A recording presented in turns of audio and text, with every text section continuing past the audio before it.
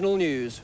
The petrol price war has again in Melbourne, among the stories still to come in 7 national news. Cut! Nice one, Jack. Good bit of riding. What do you have? I'll have innocent dry, thanks. Vice. The drink you had? When I'm not having a drink. Reckon you can handle the river crossing? Good. Clayton's and dry, Jack. Dry, Jack. Oh, better have a double scotch, too. For the horse. Clayton's. The drink you have when you're not having a drink. Never before have Toyota offered you this. When you buy a new CS or XX Corolla, a $500 factory rebate from Toyota is mailed direct to you. The same with new CS or XX Corona, a $500 rebate from Toyota. No matter how good a deal you get from your dealer, that $500 is an extra bonus. Applies to cars ordered and delivered between October 21st and November 20th. Corolla or Corona. Act fast and save.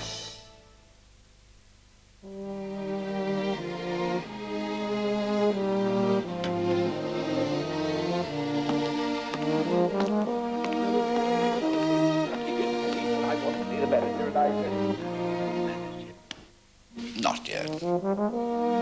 It doesn't matter how you serve a salad. It simply isn't complete until it's craft dressed. Vince, you may leave the bottle. Craft dressed, best dressed. You could really do yourself a favour at the TAB. You betcha. The Lucky Shop? Oh, it certainly has been for me. You're never too old to have a letter. Mine comes up every time at the TAB. Oh. That should cover it. Keep the change. You can bet on the TAB. Yeah, and it's legal. JB, sir. You betcha. The inquest into the deaths of 5 people who died in the Channel 7 helicopter crash last January was told that information about difficulties which could have led to the accident was not passed on to pilots of commercial helicopters until 4 months after the crash. Michael Daly reports. Today, Mr. Holger von Munchenhausen, an examiner of helicopter airmen, said that the first time commercial helicopter pilots in Australia were informed of a possible phenomenon known as tail rotor stall was in May this year. Cross-examined by Mr. Alan McDonald, representing Channel 7, Mr. von Munchenhausen agreed that the Australian Air Force's Aircraft Research and Development Unit had published a report on the phenomenon in May 1981. And while compiling that report in April last year, the Army and Air Force instructed pilots who operated service helicopters similar to the one that crashed not to hover the aircraft in wind velocities of between 10 and 30 knots. No such advice was given to commercial pilots by the Department of Aviation. The coroner has already heard that the Channel 7 News helicopter was seen to hover in a strong wind just prior to the crash at Lang Lang in January. Mr. von Munchenhausen said from the evidence that he had heard, the pilot did everything expected of a highly qualified, experienced pilot in trying to cushion the landing. If he had not, the landing would have been far more severe than it actually was. The Federal Court adjourned today to consider the punishment to be imposed upon BLF Federal Secretary Norm Gallagher for contempt of court. It's been a case separate from the summonses issued yesterday arising from the BLF Royal Commission. Malcolm Gray has the background. On May the 11th in this court, Mr. Gallagher was found guilty of contempt. On May the 18th, 1 week later, he was given a 2-month jail sentence. He appealed against that sentence, and on July the 21st, again in this court, the appeal was upheld and the 2-month jail sentence was set aside. On that same day, Mr. Gallagher issued a news release from the Federal Management Committee and gave his reaction to the court's decision. Subsequently, he was charged with contempt for a statement made at that media conference and on Monday of this week found guilty. The court resumed today to hear a submission on the question of punishment. Mr. Ron Merkel, Mr. Gallagher's legal counsel, said that in making the statement, Mr. Gallagher's underlying purpose had been to express gratitude for the support of his members and not to scandalise the court. Mr. Merkel said this court case had gone ahead because of the reports carried by the media. In particular, he criticised ABC television news for giving the offensive statement a prominence that was not in the original interview, and the Age report for taking part of one sentence and transferring it to another section of the interview. Mr. Merkel said that in his submission, the only penalty that Mr. Gallagher should sustain is to meet all costs associated with the case. Mr. Justice Northrop then adjourned the case until a date and time to be set. Petrol prices across Melbourne have dropped below 40 cents a litre in a new price war.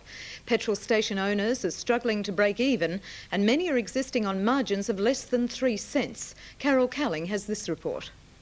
Petrol stations from Coburg to Sandringham and as far east as Ringwood were today selling petrol below 40 cents a litre. This new price war comes at a time when most service station operators were beginning to recover financially from the last bout of price cutting 2 months ago. Petrol prices today varied from 39.4 to 39.9 cents a litre for super.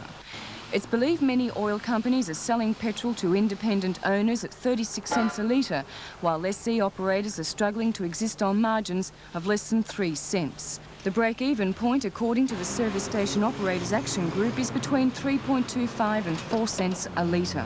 The owner of this service station has been fighting for what he claims a fair go for 3 years. He is prepared to go to court and fight the Caltex Oil Company just to keep his business operating. Paul Perzak has not been able to pay rent on his Caltex service station for 4 months. Well, if you can't afford it, you can't pay it. What can you do? You're not making enough profit out of it. What are you making at the moment? The moment 1 cent a litre. You're not the only one in this situation, are you? Too many of us. 10 people are now dead and dozens missing in floods in southeastern Spain. The authorities' greatest fear was that a massive reservoir would burst and swamp 10 villages. But despite major leaks and overflows, the dam now appears safe. The rain has now stopped and officials say the dam is unlikely to collapse, although there's still a torrent of floodwater pouring over the wall. 10 villages had been threatened and more than 100,000 people living downstream from the reservoir have been evacuated. Spanish Prime Minister Calvo Sotelo flew over the area today to see the damage for himself. A whole district of Alicante has been cut off. There's no power to many areas, phones are out, and ironically supplies of drinking water are at a premium. The trains aren't running, and the only refuge for these passengers is the station roof.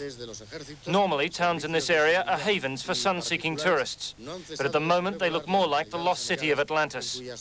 The Spanish government has drafted in troops from all over the country to help restore communications, but it'll be at least a week before the waters recede. In Melbourne's second major robbery in as many days, 2 men grabbed diamond rings worth about $50,000 in a raid on a Burke Street store this afternoon. Meanwhile, police now believe they know the identity of some of the gang involved in yesterday's Vic Rail robbery. The driver of the train, who had a gun held at his head during the robbery, said today he was not told his train was carrying the payroll of nearly $300,000. The train driver, who didn't want his surname or suburb revealed, today recounted what happened during yesterday's robbery. I just pulled up to a stop and next minute the door opened and a guy come in. As I went to look around to see who it was, this hand came up with a gun and said, "If you move, you're dead." You didn't question him? No, I just said, "Who's moving?" I didn't really think I'd be sitting here today there for a while. Ian said the gunman in his compartment appeared to be a professional. Was he nervous? No, I couldn't get over. He's cool. No worries. And did that give you some room for comfort? Yes, well, if he'd have been standing there shaking, anything could have happened, you know. Ian says he's angry at the now former practice of Vic Rail in carrying payrolls on trains because it put himself, the rest of the crew and his passengers at risk. Well, you've got this gunman there at my back. You've got another one down with the guard, and you've got 2 in the centre. Now, I don't know how many passengers are on the train, but just think if one of them tried to be a hero or anything like that, you know. Could have been the end. Meanwhile, police have recovered the cash box involved in yesterday's haul. The box, along with the number plates used on the getaway car, were found by a jogger this morning under Fitzsimmons Lane Bridge in Templestowe. It had been burnt out, destroying all fingerprints. The quaint rural community of Daylesford, 1.5 hours from Melbourne, could well become Australia's first mineral spa hydrotherapy resort. A Mineral Springs Advisory Committee report released today has recommended a professional management committee be set up to guide the town's development. The recommendation of the 5-year plan is that the district be developed and promoted as a nature and health resort based on the mineral springs. Spa therapy centres in Europe generate millions of dollars. Daylesford has all the right ingredients to follow suit: 72 springs, picturesque lakes and surrounding bushland and historic buildings. Attempts to promote these natural assets have failed in the past, so why will it succeed this time? There is a plan there. There never has been a plan in the past. There have been thoughts, there have been ideas. There's never been a proper forward-looking plan. The council's never been so behind it as they are now. This is big business. A big business to this area, big business to the state of Victoria. And to make that run properly, you have to have people with the business and management expertise to do it properly. Mr Mackenzie says the cost of the project has not been worked out, but will be financed from the Mineral Water Development Fund. This has been collected from a 1 cent royalty on mineral water. Only 3 weeks ago, the natural mineral water industry in this town were facing financial ruin. But today they're talking of expanding and putting Daylesford back on the map as a major tourist resort. The reason for the pessimism was work had stopped on a new $300,000 bottling plant because the company could not get assurance of protection against manufactured mineral water. Mr Mackenzie has promised to rectify this.